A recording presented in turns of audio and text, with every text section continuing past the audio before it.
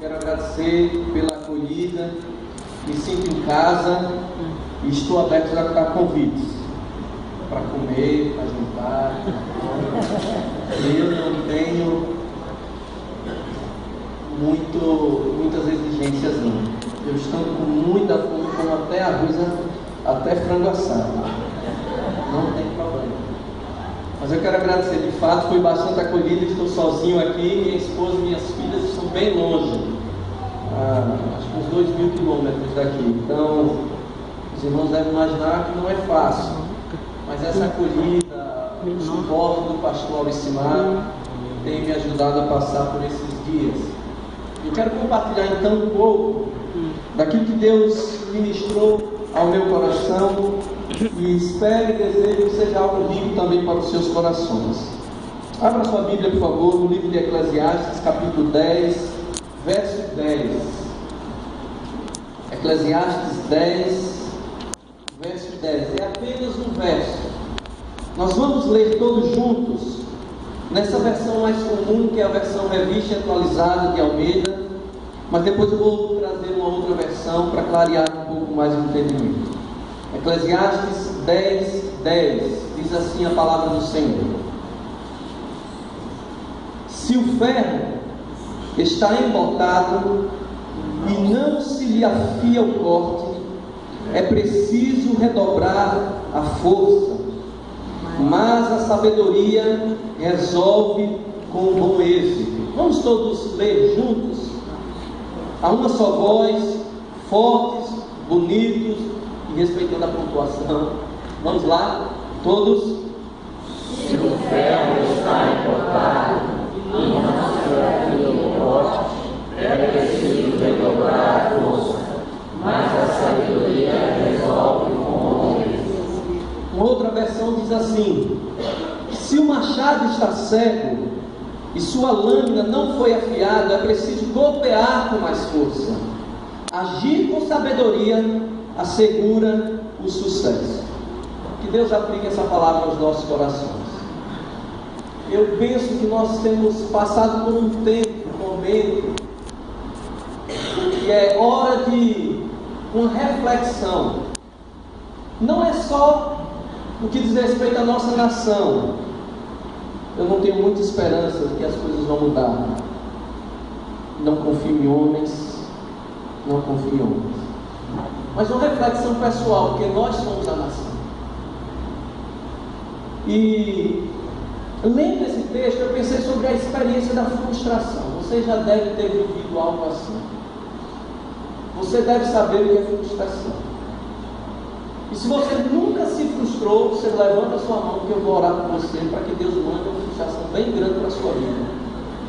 Para você se sentir gente, porque se você é gente, se você é carne e osso, corre sangue nas suas veias, você vai passar por esses momentos. Frustração é algo que todos nós vivemos, apesar de ser algo muito ruim. Durante alguns anos, uma frase estava escrita diante dos meus olhos da minha escrivaninha. Eu elaborei essa frase como que um estímulo contínuo para atingir algo que eu havia estabelecido em oração com Deus para a minha vida. E a frase é o seguinte: eu prefiro sofrer a dor do cansaço a sofrer a dor da frustração. São duas dores.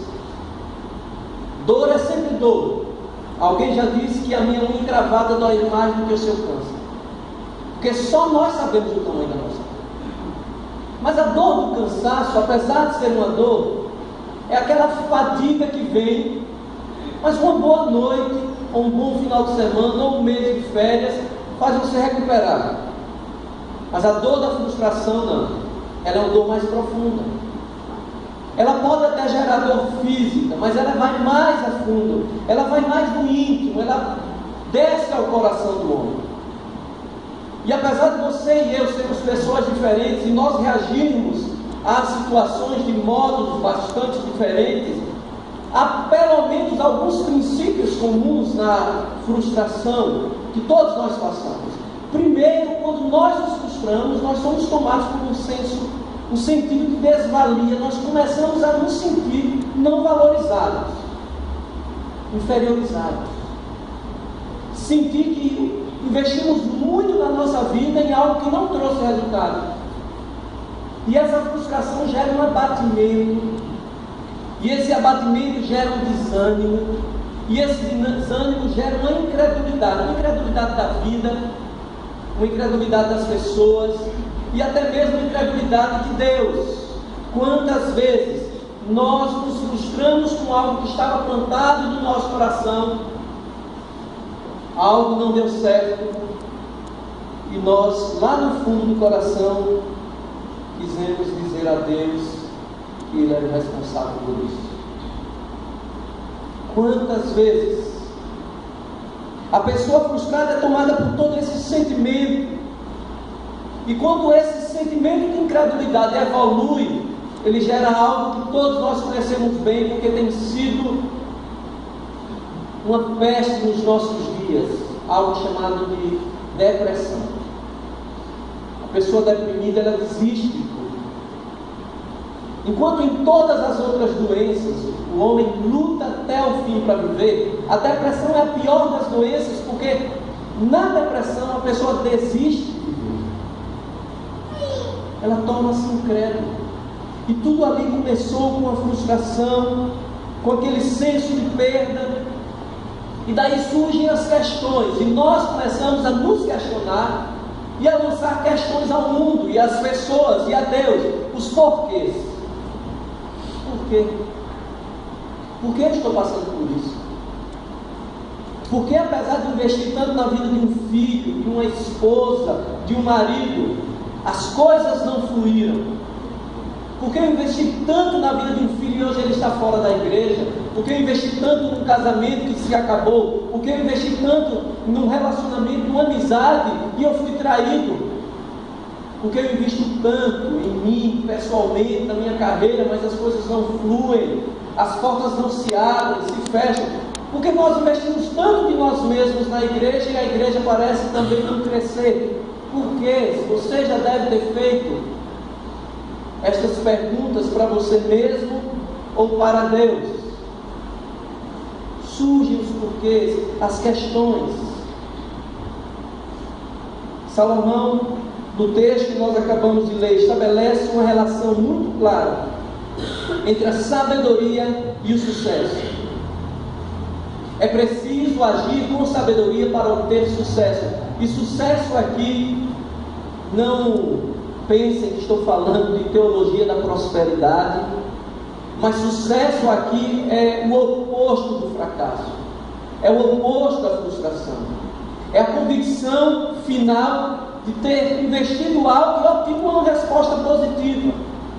Sucesso é ser eficiente, atingir o alvo, ser eficaz, atingir o alvo, e ser eficiente, atingir o alvo da melhor maneira, da maneira menos onerosa. Isso é sucesso. Mas a Bíblia nos diz que para termos este sucesso, nós precisamos agir com sabedoria. Não uma sabedoria humana, uma sabedoria espiritual. Emana do Pai das luzes, desce de cima. Não é algo meramente saído da capacidade humana, mas é a melhor maneira, dirigida pelo Espírito Santo de Deus, de agir. Nós nos frustramos e vamos nos frustrar tantas e tantas vezes nas nossas vidas, mas precisamos entender que há uma lição na palavra de Deus, há uma maneira de nós tirarmos dessas frustrações lições. Porque a Bíblia diz que todas as coisas cooperam para o bem daqueles que amam a Deus. Nada nas nossas vidas acontece sem propósito. Até mesmo as frustrações têm um propósito. Mas como é que nós podemos tirar uma boa lição daquelas frustrações?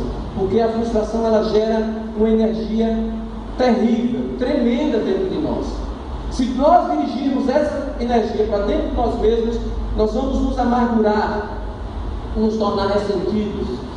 Isso mata não só a nós, mas a nossa família, a nossa igreja.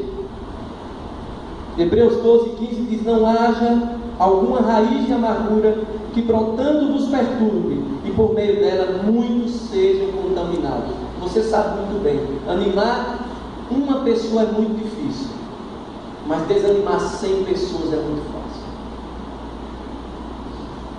Mas se nós pegamos essa mesma energia, dirigimos de forma sábia numa outra direção, certamente se cumprirá o que a palavra de Deus nos orienta. Nós teremos sucesso. Se o machado está cego e a sua lâmina não está afiada, é preciso golpear com mais força. Eu quero que você faça um exercício de abstração aqui comigo. Pense que você é um lenhador. Lenhador vive, tem por vocação a arte de tirar lenha. Ele é mestre no uso do machado. Mas o lenhador pegou o seu machado estava cego. Ele pôs no ombro e foi para o meio da mata. Chegou lá e encontrou uma árvore boa. Ele golpeou a árvore uma vez, 2 vezes, 3 vezes. E a única coisa que ele conseguiu foi ferir a árvore, calejar a mão, ficar com raiva e voltar frustrado para casa. Ele poderia chegar em casa e abandonar a lenha, abandonar o ofício e abandonar o machado, frustrado. Mas sendo lenhador, ele diz assim: eu sou lenhador, eu nasci para isso. E ele pega um esmeril, uma pedra de afiar, e afia o seu machado, e guarda o seu machado. E no outro dia ele põe o machado nas costas e volta para a mesma árvore. E com 2 golpes ele derruba aquela árvore e ele volta feliz e satisfeito, com sucesso. O que a Bíblia está nos ensinando é que todos nós vivemos momentos de frustração, mas todos nós, diante dessas situações, precisamos aprender a afiar o nosso machado. Você e eu viveremos situações que exigirão de nós parar para afiar o machado. E afiar o machado tem algumas lições práticas, mas profundas para as nossas vidas. E eu quero deixar essas lições com você. E creio que se nós, com a graça do Senhor, aplicarmos essas lições, Deus vai realizar grandes coisas nas nossas vidas e no nosso caminho. Afiar o machado significa, em primeiro lugar, parar para fazer o autoexame. É hora de parar diante da frustração. Não adianta buscar culpados. Não adianta chorar o leite derramado. Não adianta lançar a responsabilidade das nossas frustrações nas outras pessoas. É hora de parar e fazer um autoexame. Toda frustração, toda decepção nos chama para o eixo, para o equilíbrio. O autoexame sempre foi uma prática cristã. Não é à toa que o apóstolo Paulo, recomendando aos irmãos de Corinto, antes da Santa Ceia, diz: examine-se o homem a si mesmo, faça um exame de consciência, sonda-me, Senhor, e me conhece, vê se há em mim algum caminho mau e guia-me pelo caminho eterno. Afiar o machado é parar diante da decepção e da frustração e dizer: Senhor, qual a minha responsabilidade nisso? Senhor, o que eu tentei que não era para ter tentado, ou o que eu ainda não tentei, porque nós somos muito teimosos, cabeças duras. Todos nós sofremos da síndrome de Gabriela. Eu nasci assim, eu cresci assim, eu sou sempre assim, você sempre assim. Eu não mudo, eu sou assim mesmo. Teimosia. E teimosia é insensatez, é falta de sabedoria.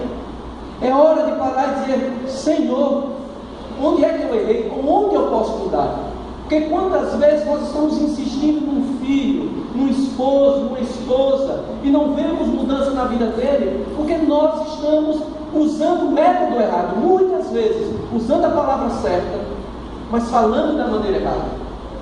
Usando o método errado. A nossa comunicação já não comunica mais nada, mas nós continuamos insistindo, continuamos falando.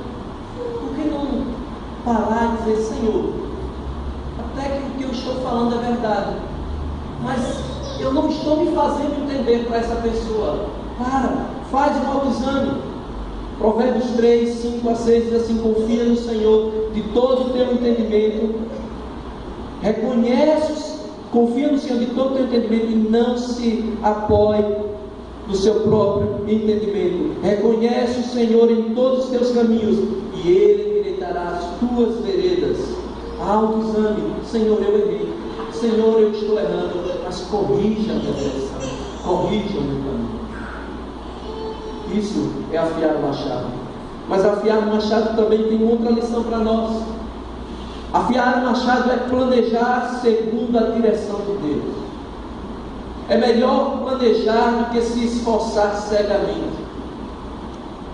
Planejar não é uma ação atabalhoada. Planejar não é uma reação impensada. Planejar é parar. E quem melhor do que o Senhor para nos dar a direção correta? Quem melhor do que o Senhor para nos dirigir o caminho? Então, afiar o machado significa também buscar uma direção de Deus. Nós nos frustramos muitas vezes, nos decepcionamos com Deus, lançamos a culpa em Deus das nossas frustrações, das nossas decepções, como se Deus tivesse nos dirigido aquilo. Mas quantas das nossas orações são um cheque em branco para Deus assinar? Você ora, decide, determina a sua vida e manda Deus só assinar para que se cumpra. Quando o negócio não dá certo, de quem é a culpa? De Deus. Não. Deus tem que ser o primeiro a ser consultado. Senhor, é este o caminho. Senhor, é esta a escolha. Senhor, é essa a decisão. É dessa maneira que eu devo falar. Planejar segundo a direção de Deus é não arriscar um resultado que pode nunca chegar. Isaías 55, 8 e 9 diz assim: porque os meus pensamentos não são os vossos pensamentos, nem os vossos caminhos, os meus caminhos, diz o Senhor. Porque assim como os céus são mais altos do que a terra, assim são os meus caminhos mais altos do que os vossos caminhos, e os meus pensamentos mais altos do que os vossos pensamentos. Meu irmão, minha irmã, nós somos seres morais. Nos foi dada a capacidade de fazer escolhas. Só há uma situação nas nossas vidas em que nós somos totalmente passivos e não podemos fazer escolha, e essa situação diz respeito à salvação. No resto, tudo mais nós escolhemos. Nós escolhemos com quem casamos. Você já viu aquela escolha, aquela ideia? Você é a pessoa que Deus escolheu para mim. Que coisa linda! Isso só serve para fazer música romântica. Nós escolhemos com quem nós casamos. Nós escolhemos a nossa profissão, nós escolhemos onde vamos morar, nós escolhemos, porque nós somos seres morais. Mas com a graça de Deus, nós escolhemos orientados pelo Espírito Santo, nós escolhemos orientados pela palavra, e isso nos ajuda a não errar. Somos nós que planejamos, mas é Deus quem dirige os nossos passos, diz a Bíblia. Então, afiar o machado é também planejar segundo a direção de Deus, consultar ao Senhor, buscar uma nova direção, quem sabe contornar este obstáculo para atacá-lo mais adiante, mas buscar uma direção do alto. Deixe Deus dirigir a sua vida de fato.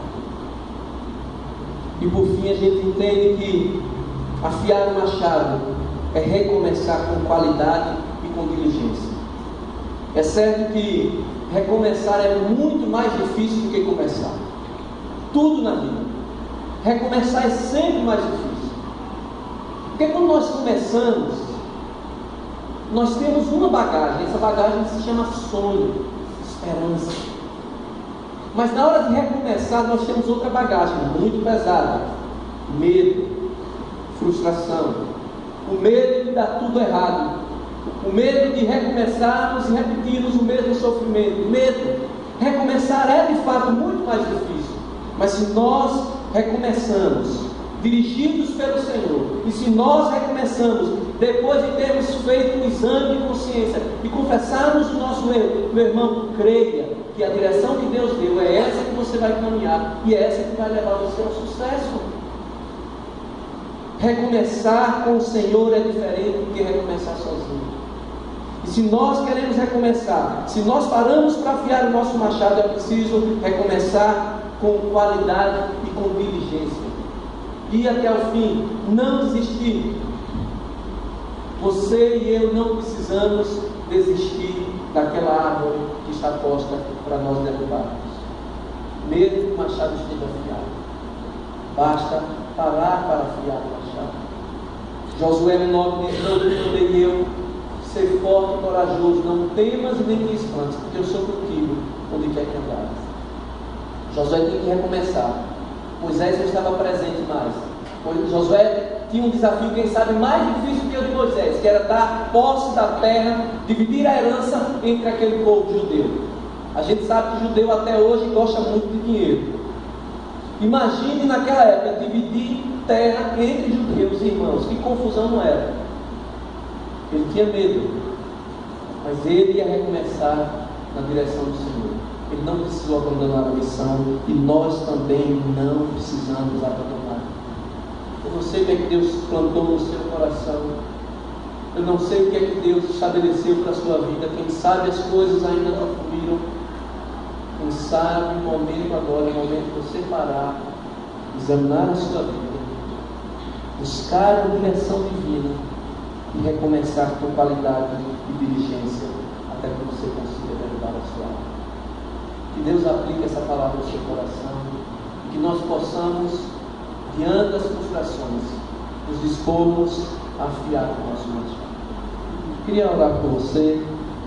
Se você puder fechar os seus olhos, nós vamos ter um tempo de oração, vamos apresentar as nossas necessidades ao Senhor.